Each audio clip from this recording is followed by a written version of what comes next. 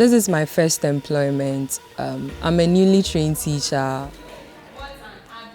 All that I need to be equipped with as a professional teacher, I had it back at college.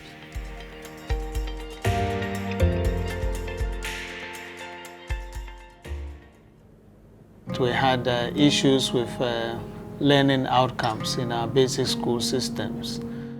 Because of the way the entire pre-service teacher education was structured and delivered, learning outcomes were really not guaranteed. It was agreed that there is a need to transform the way in which we deliver education in this country. And I'm sure you would agree that the center of every education transformation agenda is the teacher.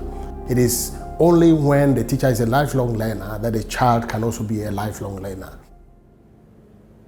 So the T-TEL program was put together.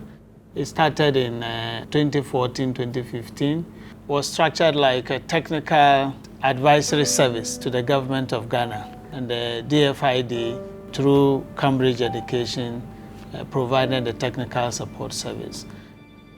So DFID decided to help the government to tackle the causes of poor teaching at its roots, reforming initial teacher education so better teachers enter schools in the first place. The word overhaul, that is probably the key word that describes what has happened. We realized that we needed to do much more fundamental reforms than just looking at the diploma curriculum. And so the reform eventually ended up in restructuring of the entire program into a Bachelor of Education degree.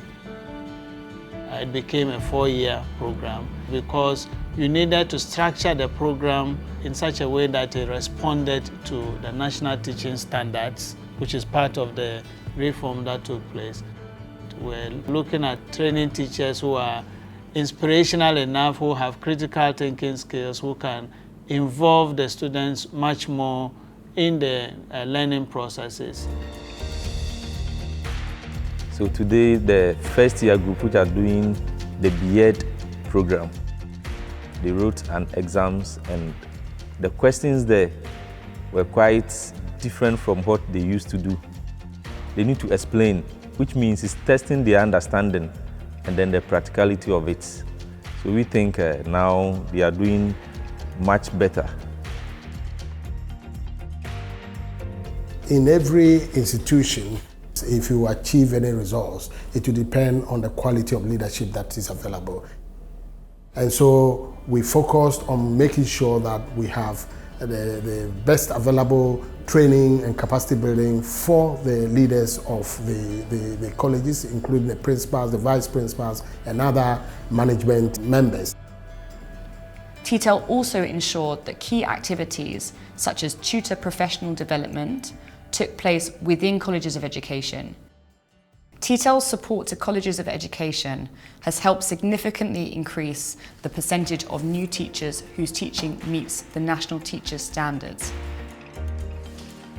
The national teacher standard, I call it teacher's handbook because it tells you what you should do as a teacher and then how you should carry yourself as a teacher, even in your community. In order to address these issues that confront the system, you necessarily have to work in a collaborative way. We had several rounds of consultations with different groups of stakeholders. There were some initial problems. The universities were quite hesitant. I did not think that an external institution can come and tell them how to do things. So that perception about it being external driven was a key challenge, and we quickly addressed that. T-TEL was committed to using Ghanaian experts from within education institutions so that they were the ones leading the development of reform materials and policies. Our teachers were being prepared to be able to teach across a 9-year range, which is completely impossible. And so one of the key features of this new curriculum is that we are going to be training teachers who will specialize in early grade teaching, JHS programs or primary education. Because of the specialisms, we identify universities that will have core competencies that match the specialisms, and so the colleges were assigned to this. The University of Cape Coast, University of Education, Winneba, KNUSC, Legon, UDS.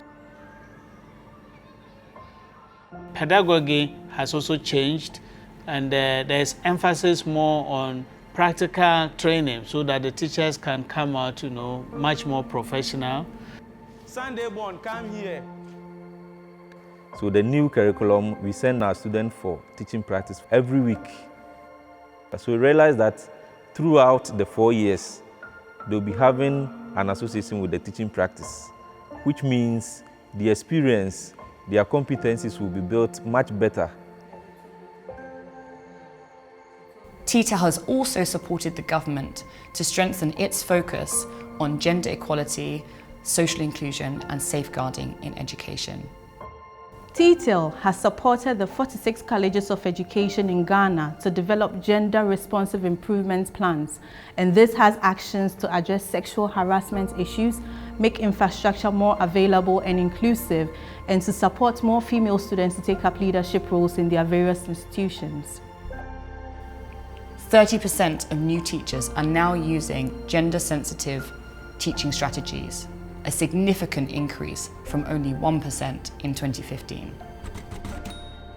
The T-TEL program, it's winding up now. The first cohort from this program have not graduated yet, but even with the transitional stage that we are going through, we have quite some confidence that what we have done is actually working.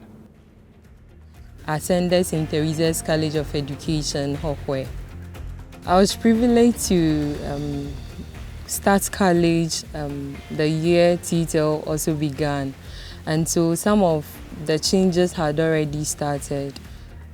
We teach in a way that will stimulate and sustain the pupils' interests. The students who are posted to the schools now are doing better. We organize in-service training for those who are already here to introduce their new methods of teaching. T-TEL's approach is exactly how the UK is looking to partner with government in the context of Ghana Beyond Aid. It's supporting government and education institutions to lead the ambitious reforms that are needed to improve the quality of services. The UK Independent Commission for Aid Impact, in their 2020 review of UK aid in Ghana over the last 10 years, assessed T-TEL as being the most sustainable programme out of 10 case studies. Government is now in the driving seat and needs to keep up the momentum around teacher education reforms. Fortunately, the instruments are there, now policy documents are there, institutional reform has taken place. When we have our first graduate teachers who have gone through this program coming out, Ghana's education, I can bet you, would not be the same.